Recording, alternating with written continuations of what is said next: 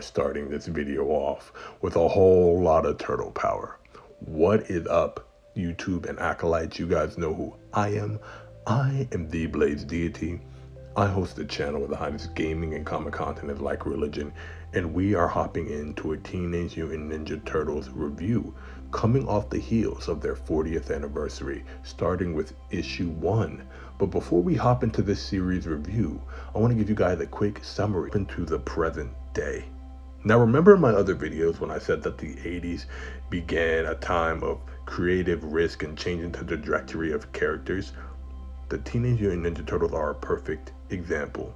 The idea of mutant humanoid turtles with martial arts skill named after some of the most prolific and famous Renaissance artists was a hit. So much so that the Heroes in a Half Shell found themselves crossing over with a multitude of different fictional entities, and some of the most popular faces in all of fiction, stemming from the Power Rangers, Batman, Savage Dragon, even Ghostbusters, and most recently announced He-Man and potentially Naruto. Now, the Turtle Brothers are vastly different. Leonardo, Raphael, Donatello, and Michelangelo, with issue 1 starting with my personal favorite turtle, Raphael. So we pick up with issue 1 with Raphael in state prison. No one knows really why he's there, but we do know that he chooses to stay there. We even see the inmates trying to take ballots on why he might be there. But I think it's cool that we pick up with Raphael in prison because he always has been the reckless one. He's always been the hothead, and even within himself, he sees the need to be isolated or the need to work alone or the fact that he is dangerous. So having him within this setting really fits his personality. You see him recalling times he spent with his brothers, especially when he's in a sewer trying to stop some of the inmates from escaping, which then link us to finding out that Raph is there as a favor to the warden and also trying to clear his name at the same time. We don't know if he's done a crime or we don't know if he's done something, crime adjacent that makes him have to, serve time. But he's doing these favors for the warden in hopes that he can clear his name and that he won't have to stay there. But Raph has been comfortable living here in prison because he feels like he fits in. We find out that there are 3 other inmates that come in later that are members of the Foot Clan, and they are supposed to be having an eye kept on them by Raphael, but Raphael, like I said, has become too comfortable here in this prison lifestyle and is a little bit too late to their actions and confronts them on the roof, and a scuffle ensues. And he realizes, they're there to do the deed. There still says they're there to take somebody out, but not him. And I love the details of this fight, right?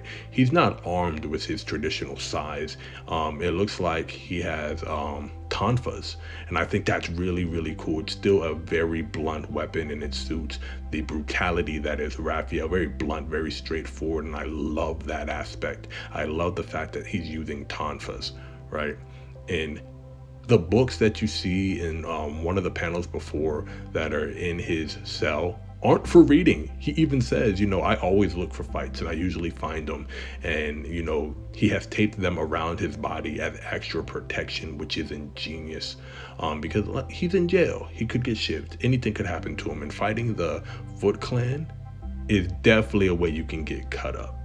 But we find out that he deduces that, hey, they're here to do the deed, but not to me. Oh no. And he runs to check in on the warden, and the warden has been unalived.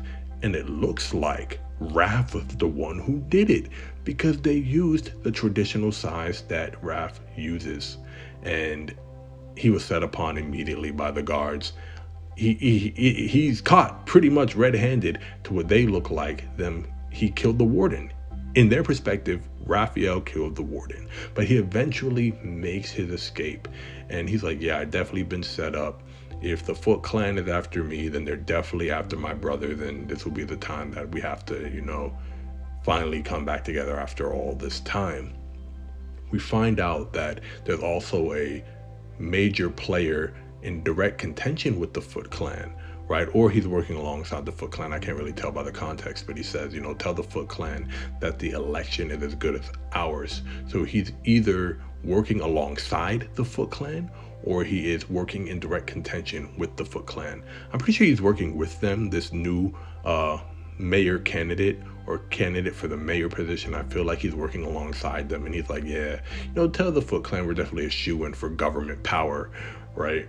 And we find out that the next issue picks up with Michelangelo. Now, I really, really, really am interested in what happens next. I am definitely locked in because I love how each book will follow one of the turtles and give us a little insight to their psyche or what they're feeling or their personality.